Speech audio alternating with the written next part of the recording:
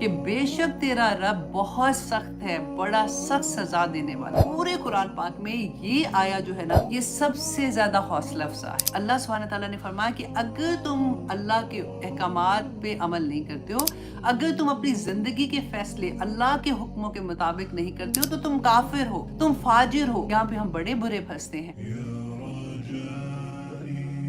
تو رسول اللہ صلی اللہ علیہ وسلم نے یہی فرمایا تھا کہ اگر پھر اللہ سبحانہ تعالیٰ عذاب سے نہ ڈراتا تو ہر شخص اس کی رحمت پر اعتماد کر لیتا، یعنی نیکی کا کام کرنا چھوڑ دیتا۔ اس کو تو اللہ سبحانہ آج کتنی کامنلی نہیں سنتے، اللہ اتنا رحیم کریم ہے، اللہ سبحانہ تعالیٰ نے تھوڑی سزا دینی ہے، اللہ سبحانہ تعالیٰ نے سب کو معاف کر دینا، قیامت کے دن دیکھ لینا تم۔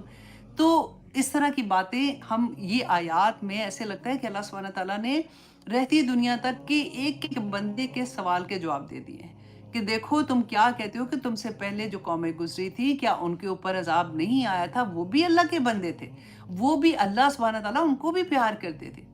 اگر وہ اللہ کی نافرمانی کرتے تھے تو اللہ سبحانہ تعالیٰ کی طرف سے پکڑ آئے گی، اور اگر دنیا میں نہیں آتی تو آخرت تو نہیں بھولو، آخرت میں کیا حساب نہیں ہوگا۔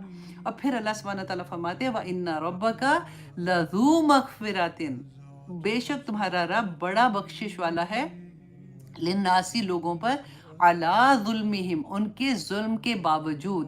اللہ اکبر۔ عبداللہ بن ابن عباس رضی اللہ عنہ بیان کرتے ہیں کہ پورے قرآن پاک میں یہ آیا جو ہے نا، یہ سب سے زیادہ حوصلہ افزا ہے کہ اللہ سبحانہ تعالیٰ نے فرمایا کہ اللہ اپنے بندوں پر اس کے ظلم کے باوجود بڑی مغفرت کرنے والا ہے، بڑا رحم کرنے والا ہے۔ اب دیکھیے یہ آیا ایسے نہیں لگتا کہ جب ہم بات اللہ سبحانہ تعالیٰ نے کہا تو تم تو ظلم کرتے رہتے ہو اپنی جانوں پر، آئے دن تم لوگ ایسے کام کرتے ہو، اگر اللہ سبحانہ تعالیٰ تمہاری ایک ایک بات کو پکڑنے لگتا تو تم تو اگلا سانس بھی نہ لے سکتے۔ اور پھر اللہ سبحانہ تعالیٰ فرماتے ہیں وَإِنَّ رَبَّكَ لَشَدِيدُ الْعِقَابِ، کہ بے شک تیرا رب بہت سخت ہے، بڑا سخت سزا دینے والا ہے۔ اب یہاں پہ کیا ہے؟ پہلے ہم نے دیکھا کہ اللہ سبحانہ تعالیٰ بڑی مغفرت والا ہے، پھر دیکھا کہ اللہ سبحانہ تعالیٰ کی پکڑ بھی بڑی شدید ہے۔ تو مفسرین نے کہا کہ پہلا جو تھا نا، یہ مومنین کے لیے ہے کہ جب وہ ان سے گناہ ہو جاتا ہے، کوئی اپنی جان پہ نقصان کر لیتے ہیں تو اللہ سبحانہ تعالیٰ ان کے گناہ معاف کر دیتے ہیں۔ جیسے ہم نہیں کہتے کہ وضو کرتے ہیں تو ہمارے گناہ جھڑ جاتے ہیں، ایک نماز سے دوسری نماز کے درمیان میں جتنے گناہ ہوتے ہیں معاف کر دیتے ہیں اللہ سبحانہ تعالیٰ۔ اسی طرح سے جو ہم نے احادیث پڑھی تھی، لیکن کفار کے لیے ہے، اللہ سبحانہ تعالیٰ فرماتے ہیں کہ جو کافر کس کو کہتے ہیں؟ جو انکار کرنے والے ہوتے ہیں نا۔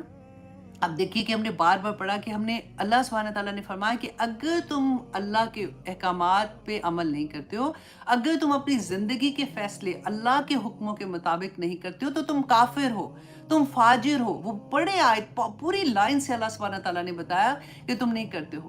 تو جب ہماری زندگیوں کے فیصلے ہم اللہ سبحانہ تعالیٰ کے احکامات کے مطابق نہیں کرتے ہیں، اسپیشلی جب بچوں کی باری آتی ہے نا، تو ماؤں کے دل ہل جاتے ہیں۔ اس وقت ہم لوگ یہ سوچتے ہیں کہ چلو کوئی بات نہیں، انشاءاللہ کہنا تو انشاءاللہ ہی چاہیے نا کہ یہ ہو جائے گا، اور ہم اپنی وہ کہتے ہیں نا آنکھ بھی چرا لیتے ہیں اور اپنا سب کچھ ادھر ادھر کر دیتے ہیں۔